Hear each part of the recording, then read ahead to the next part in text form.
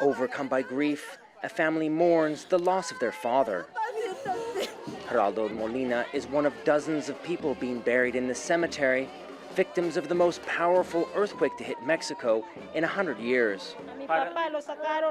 They pulled my father out from underneath the rubble. His house collapsed on top of him.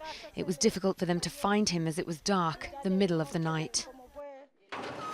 The 8.1 magnitude earthquake struck southern Mexico late on Thursday night. Juchitan, a small city in the state of Oaxaca, was the hardest hit. Traditional brick and mortar buildings crumbled under the force of the tremor.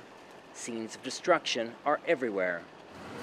Cesar Jimenez lost the house his father built more than a century ago. The 84-year-old lived here with his son and grandchildren. But while their home was destroyed, the family escaped with their lives. When the earthquake struck, the first thing we did was get my mother and father out.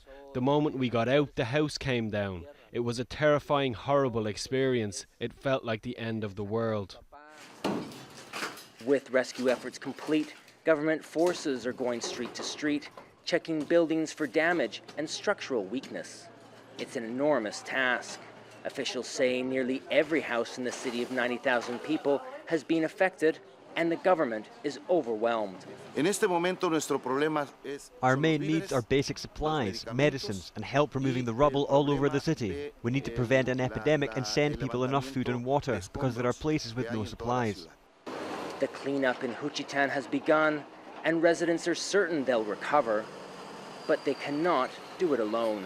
On Friday, Mexico's President Enrique Peña Nieto came to inspect the damage and declared 3 days of mourning.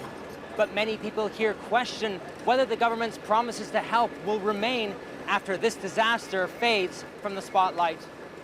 David Mercer, Al Jazeera, in Juchitan, Mexico.